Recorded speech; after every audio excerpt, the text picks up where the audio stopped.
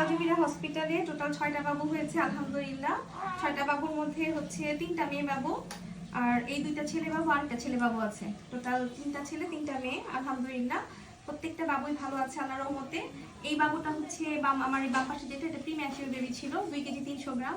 বাবুটা আলহামদুলিল্লাহ ভালো আছে, প্রিম্যাচিউর হলেও ভালো আছে, অনেক হেলদি বাবু হয়েছে আল্লাহর রহমতে। আমার এই কোলে যে বাবু আছে, ওর মা আমাকে সেই অনেক আগে থেকে দেখিয়েছে আসলে। যাই হোক, আল্লাহর রহমতে ওর মাও অনেক কষ্ট করেছে। অনেক কষ্ট করার পর পেইনলেস ডেলিভারি হয়েছে। আজকে আমাদের 6টা ডেলিভারির মাঝে 2টা পেইনলেস ছিল, আর 4টা হচ্ছে সবগুলোই নর্মাল ডেলিভারি, কিন্তু 2টা পেইনলেস অপশনে গিয়েছিল আর কি। পেইনলেস মানে যে ব্যথা না এমন কিন্তু না, ব্যথা কিন্তু হয়, কিন্তু ওষুধটা দেওয়া হয় 3 ফিঙ্গারের পর। যখন তীব্র ব্যথা হয় তখন ওই তীব্র ব্যথাটা ফিল করতে পারে না, এটাই ঠিক আছে। তখন দেখা যায় যে 80% পেইন রিমুভ হয়ে যায়, 20% পেইন থাকে। তখন বাচ্চার মা দেখা যায় সুন্দর করে পুশ করতে পারে। এই বাচ্চাটা যে হাত খাচ্ছে, ওর মাও কিন্তু পেইনলেস ডেলিভারিতে গিয়েছিল। উনি কিন্তু একদমই দুর্বল হয়ে গেছিল, একবারে শরীরের অবস্থা খারাপ ছিল, অ্যানিমিক ছিল, মানে পুশ করতে পারবে না, কিন্তু উনি সিজারও করবে না।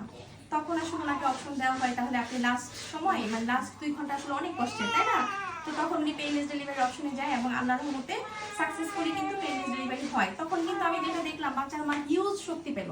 হ্যাঁ, ওই সময় যে পুশটা করেছে মানে চিন্তা বাইরে, আমি ভাবিও নাই এত সুন্দর পুশ করবে। তারপরে সুন্দর করে বাচ্চাটা হয়ে গেল, তারপরে হলো ব্লিডিং শুরু, দেন হচ্ছে ওনাকে ব্লাড দিতে হলো।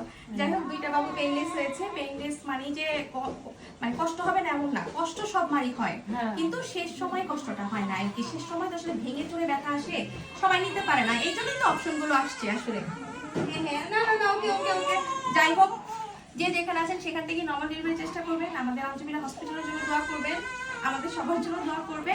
আর সবাই একটু আসলে কি বলবো, গার্জেন একটু কম নিয়ে আসবেন, তাহলে দেখা যায় যে অনেকে এখানে যারা বাচ্চা আছে, এখানকার মধ্যে অলমোস্ট বাচ্চারাই কিন্তু গার্জেনের বিরুদ্ধে গিয়ে তাদের বাবা মা এখানে নিয়ে আসছে, ঠিক আছে। তারা সাকসেসফুল আল্লাহর মধ্যে, প্রত্যেকটা বাবু সুস্থ আছে। প্রত্যেকটা বাবুর বাবা মার জন্য দোয়া করবেন সবাই, যাতে বাবুরা মানুষের মতো হয়, আমাদের দেশটা যাতে সুন্দর একটা দেশ করতে পারে এই নেক্সট জেনারেশন।